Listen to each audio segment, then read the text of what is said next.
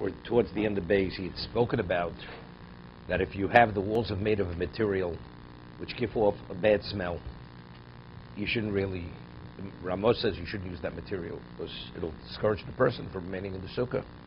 What about, he says, if you build a sukkah near a Beis HaKisei, an outhouse, or the location in the community where they actually, all the refuse is there, and there's a very bad smell, which halacha you're not even permitted to say a brachas. He says you're not permitted to bench in the sukkah. You're not permitted, right? Like a person's not permitted to say a bracha in presence of human waste. A person has an alternative to build a sukkah in a location where you don't have this bad smell. Definitely should build. What about he doesn't smell whatever it is? It's at a distance, you don't smell it. Rak roa Beis HaKisei, but you see it. Now, how do you see it? You know. Today we have all these elaborate. A sukkah, you don't have to have 4 walls for a sukkah. So today, we can afford to have 4 walls or whatever it is. So if it's minimum, you could have large openings in the wall. So let's say it's at a distance, but you could see the location. I mentioned yesterday the halacha of Dalet Amos, that is, if it's not within your 4 cubits, it's not within your proximity. That's only if it's behind you. But if it's within your eye range, anything you see is considered within your proximity. Okay, so that's what he says. He says even if you don't smell the bad smell, rak roa Beis HaKisei, but you see it. Gam kinoser vayel kamon sim tovrish lamet zayin beber locha so divra maschil rekar sharab odov shimis yabesh retzloma diyanino kilo kvarnis yabesh. Okay, Beis. If you have an open wall, it's all over the place. Okay, you couldn't. You have a problem. That's what he's saying. You have a problem for a bracha. Only a bracha. You could eat in the sukkah. There's bracha. He's speaking specifically bracha.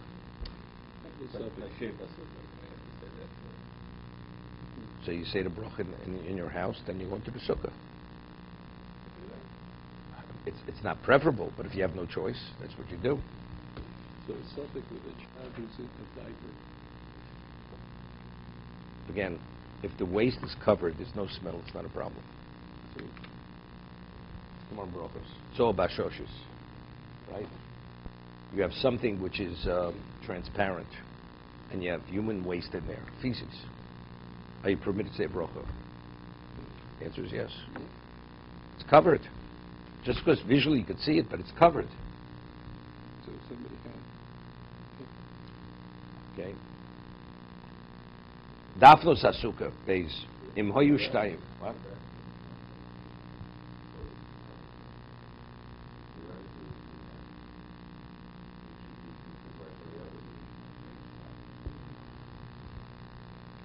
Okay, no, it's not. Fankin has a kula, leniency, that if it's truly clean, there's no smell, that because it's immediately, it's a question.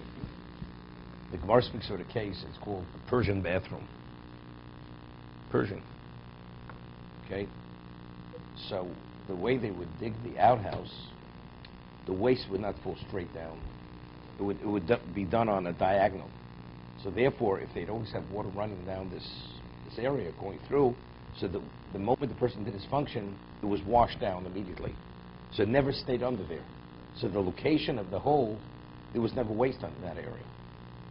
So it says it's not a Beis HaKisei. So if Henkin says that since first does, but it's always flushed away, therefore it's not a Beis HaKisei. If it's clean, you can even say a bracha in our modern day bathrooms. Okay, but factually, others disagree with him because factually, the Gemara's case is speaking that as the person relieves himself, it immediately leaves the location. Here, until the person doesn't flush, there's an ongoing rush of water washing it away. So that period of time, that's enough to establish it as a Beis HaKisei. That's the argument. But everybody agrees there's a halacha that, let's say you have an outhouse, you're not permitted, you shouldn't wash your hands there, because there's a ruach roh. There's like a contaminated spirit. But everybody agrees in our bathrooms, where it's not, the waste is not there, there's no ruach roh. In terms of Beis HaKisi, it's Beis HaKisi, therefore you should, you're not permitted to say a bracha. But in terms of washing, let's say you want to wash for bread, you know, you have a long line, you're at wherever you may be. So the person, once you go to the bathroom, there's a cup there, wash your hands there. So that would lead. I mean, by Hasidim, you know, when I first moved to Muncie, so the house, the person who lived there was a chassid, was built. So you have the area where you have the tub and the toilet, and you have the sink. So there was a door with a door frame between that area and the outer door of that area. You understand? So when you went in, you had to like go backwards to get yourself in there. There wasn't enough room for the door to open and close. For security, right? Exactly. So therefore, no, because they're very, they will not wash, because you come out, you have to wash your hands. But if it's within the same room, they will wash their hands in that same room. So they put a wall. There was a wall by the sink separating that area. Further. Yeah, but you understand, it's very limited space. So we had to do a renovation. We took out that whole wall with the doorways. It's just one open area. Because again, what the non-Hasidim of the opinion is not a problem to wash there. Because since it doesn't remain there, the ruach tumah is not there. Therefore, you can wash it. So Where do you say the bracha? what's outside? Outside. Outside. When you go to the bathroom, let's say you wash here. You go out. Where do you say it? Outside, you say the bracha. Right. Same Then thing. you wash it inside. Even if washing inside. Hasidim will not wash inside. They won't even wash. They won't wash inside, because their opinion is a ruach roh. This like impure spirit comes on your hands. One second. But this whole question, you know, the question is, what causes something to be a bathroom? Let's say you have stalls, and you have doors on the stalls, right? So it's a mechitza. Now the question is, no, it's not lovwood. Since you have 12 inches under the door, from the bottom of the door to the floor, so it's not a mechitza, right? But you have certain very elaborate type of commercial locations. It's literally, each stall is like a little room. You know, you close a door, and the sink area is outside, like in some, you know, in Israel, you ever go to the citadel, you know? It's not just the door goes, it's a regular door. Each stall has a door. Then the sink, the washing area is outside. You can even say a bracha there. And if it's kept clean, you don't smell anything, you can even say a bracha there. It's a separate room. What about on top? The height on No, that doesn't make a difference. Go straight up. I'm saying it doesn't go straight up. There's a 2-foot opening on top. No. That's good asik. It's good asik. Again, it's good asik. Right, we discussed a case. You have a wall. The schach is 3 feet above the top of the wall. The halacha is the wall has to touch the schach. Is it valid? Physically, it's not touching. But it's aligned. The schach is aligned with the top of the wall. It's valid, because there's a halachic wall. As long as you have a mechitza below, we extend the wall straight up. So there, it's totally sealed off. But if you have that gap on the bottom of 12 inches or more, Right. then it's not a mechitza.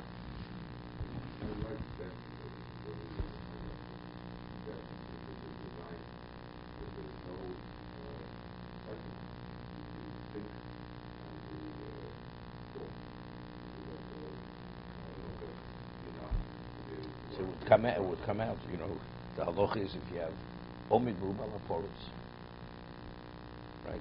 We learned this in Erevin. If you have a wall and you have more standing than what's open, what stands is greater than the breach. We see it as if it's closed. Also, so that's called a mechitza. That's a mechitza. Be the same thing.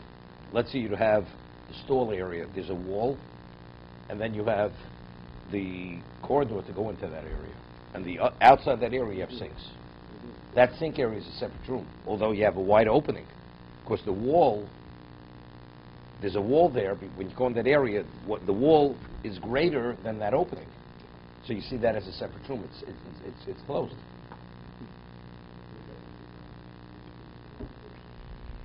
No, not at all. Okay? The first one is done, it's covered with the bathroom. You need a double covering. Double. It's like taking a sitter into a bathroom. If it's, and your bag, it's not a problem. Not a problem. Same thing. People carry different things in their pocket, like a little sitter. You need a double covering to go into a bathroom with it. Nothing. No, because you have to bring it up. It's not there. Isn't the pocket? Pocket. The pocket itself is a covering. I carry a cigarette in my pocket. It's not enough. That's one covering. It's one covering because the cover of the sitter, that's the sitter. You don't see the cover of the sitter as a cover of the sitter.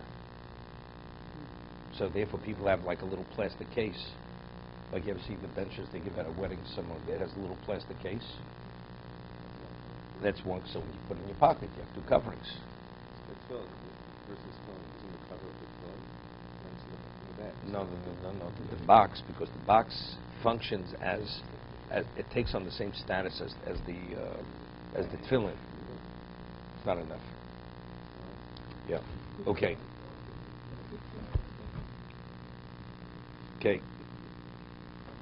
Dofos asukim hoyu shtayim zoetzel zukim gam. You have two walls of the sukkah, and it's create a right angle with the two walls. Osa dofin sheish baruch yosal tefach.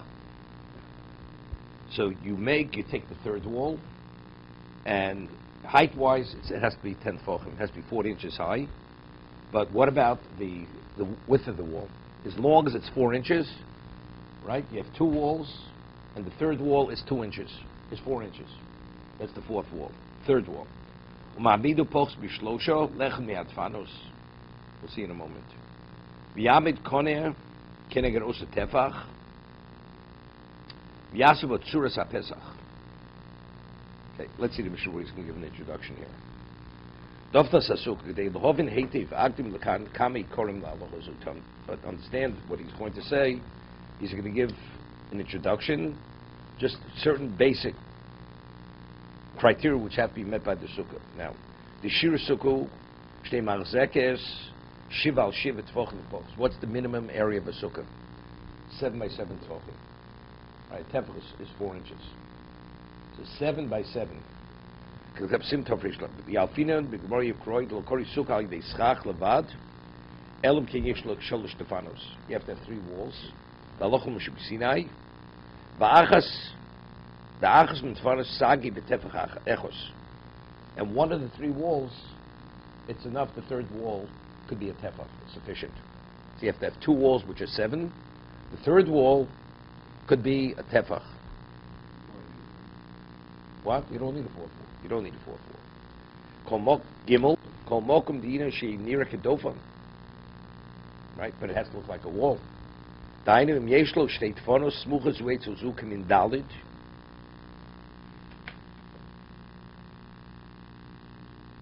He says if you have 2 walls similar to the dalid, right? That's the right angle. Yikach daf sheish baruch tefach meruvoch. Then tefach u'mashu. Umamido, now you take, it has to be a little more than a tefach, like a generous tefach. Umamido berichuk mokum pochs b'shloshet tefachim lechot b'shtei defanos. You take that tefach and you put it at a distance from one of those 2 walls, which are at a right angle, and you put it within 3 tefachim of one of those walls. No. If it's within 3 tefachim, you say lovot. So that gap is seen as closed, right? We have a lochum Sinai that even if something physically is not touching something, but if it's within 3 tefachim, within 12 inches, we see that space closed.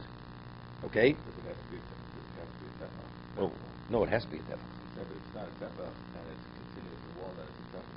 But if it's equal to tefach. We'll see.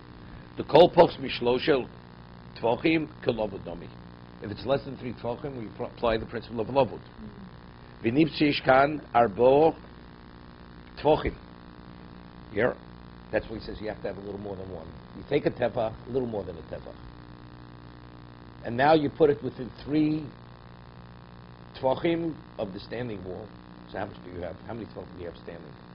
You have 4, right? 1 and a little bit, because it can't be just 1, because we want to have the majority of a wall. A wall has to be 7 tvachim, right? So if you have 4, now you have 4 tvachim. And you've created the 4th using the principle of lobut. Who rove dofen mehechsher sukkah? This is the majority of a valid wall. Shu shiva tvachim, which is 7 tvachim. That's the minimum area of which enclosure. Canal. Idla hashlim shirish kol dofen yasa utzuras pesach. But to complete the 3rd wall, to make it 7, you make a tzuras pesach. Dahainu shiamet kone keneged osa tefach. V'yarchiko mimenu at sof hakosos shneged marzu shiva tvachim. You know what you're doing. Now, what's the halacha? We have an eruv. You make an eruv in the community to be able to carry on Shabbos, right? So the community doesn't have to be enclosed with a physical wall. We have halachic walls. What's the halachic wall? So if you have 2 vertical posts and you have a horizontal post, or whatever we'll discuss, a wire going across the top of the 2 vertical posts, it goes over the top, that's a doorway. Something which is a doorway, we don't see that, although physically you go through that, that's considered a mechitza. A tzuras ha-pesach, tzuras with the form of an entranceway, is considered a mechitza. It's a wall.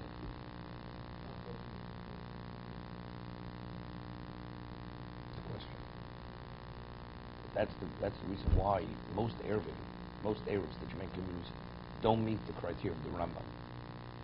Rambam says they have to be within 10 amos. Post to post, like telephone poles in communities. Most communities, when they make an Arab, they use telephone poles, and they actually, what they do is they take a slat, a narrow post, piece of wood, they nail it to the side of the telephone. The halacha is to be a tzuras pesach. The wire has to run over the top of the vertical post, not alongside it. It's called tzuras pesach min hatzad. If it's going along the side, it's not valid. It has to go over the top of it. So, telephone wires, although you have the telephone poles, the wires don't go over the top, right? They go alongside it. So what do? They take a slat, which is 10 tvachim. They nail it to the side of the telephone pole. Based on the principle of good asik, right? That once you have 10 tvachim, there's a lechi. It's called a lechi, right? A lechi could be as thin as it could be an inch thick. Thin width of it could be an inch. You nail it to the side. So I have 10 tvachim. A lechi is a mechitza. Now, once I have 10, I say good asik. So if you line the top of that piece of wood with the wire, with the telephone wire, you extend it upward. So it's considered halachically that slat. That lechi is touching the telephone wire. No, wires, you don't add wires. But the problem is, so what do we have? We've created a tzuras ha-pesach. So you have 2 telephone poles, they're a half a block apart.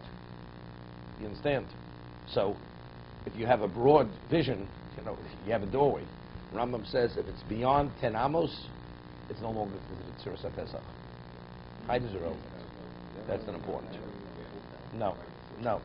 That's halach and sukkah, right? Because it says l'man yedu. Everybody else argues with Rambam. Sort of Chofetz Chaim's Biur Halacha says that it's better to be machmir. It's better to be stringent. That if the posts are more than 10 amos apart, you should not carry. But your Rishonim should not carry, and you should follow the position of the Rambam.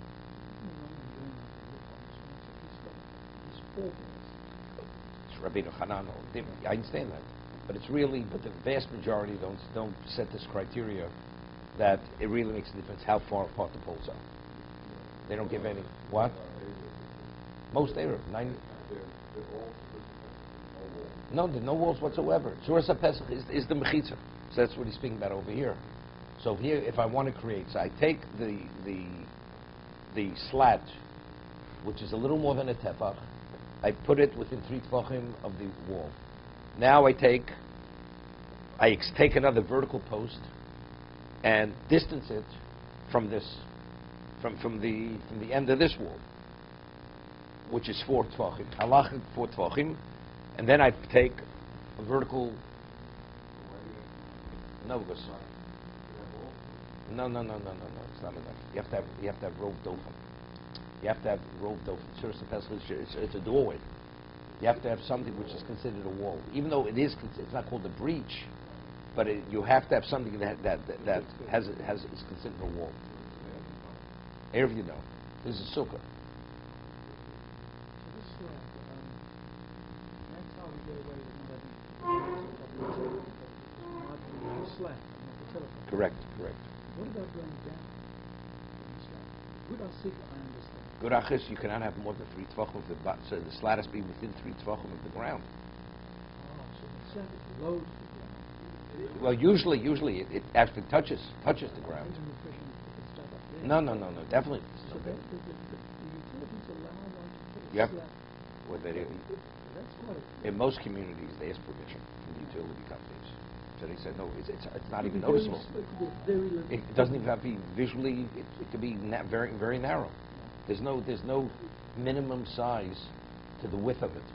We had, the Gemara says, what about if you take paint, and the paint has a certain thickness to it, and you paint the side of the pole, right? It protrudes slightly. That's a lechi. As long as it's secure, anything as long as it's secure, that's considered lechi. Is that for both sides of the town? This doorway? No, it has to enclose the whole town. Let's say you have telephone wires and poles on 3 sides of the community. The 4th side is wide open. It's a problem. It has to be fully enclosed. You have to have a tzur sapesa on all sides. In the backyard, it's very easy to make. See, in a backyard, it's possible, but people don't do it right either. It doesn't always meet the standard of the Rambam. A person has a very large backyard. He could have the poles more than 10 amos apart. 10 amos is less than 20 feet from post to post, or they'll use the side of a tree. You know, they'll put a slat alongside the tree, and they'll run the wire. Usually you take an eye ring. You know, you screw it to the top, and you run it through the ring. So it goes over the pole. And that keeps the wire, secure. Otherwise, it's not so simple. Very often, it actually shifts. The wind could actually blow it off the top of the pole, because it shifts back and forth. So it's not about tzur sapesa. The wire always has to be securely attached to the top of the pole to have the structure of a doorway. No, you don't use the tree.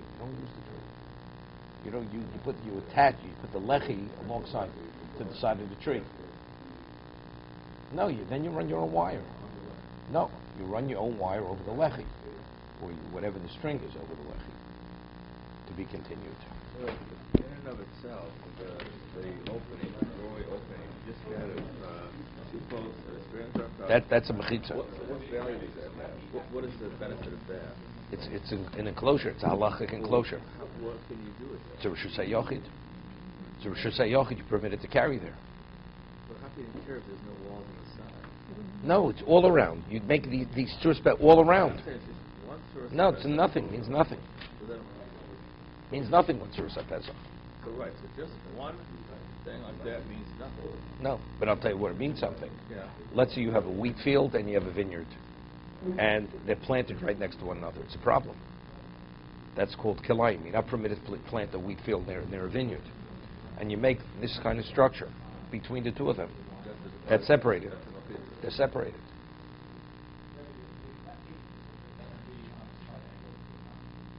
It depends how severe the angle is. You carry it on duties of the heart in your jacket pocket or the zipper, you have to put it in a plastic bag. It's just in your coat. Yeah. Yeah, it's a problem. Yeah. But if you keep it in your shirt pocket, and you wear a coat, you don't, because you have the shirt covering one. That's one covering, and the coat is the second covering. Put in the inner, 2 jackets, and put in the inner jacket. Yeah, it's not a problem. Not a problem. So you're in the jacket, it's not a problem. It's only if it's in your coat. With the zipper, it's a problem. On the outside. On the outside.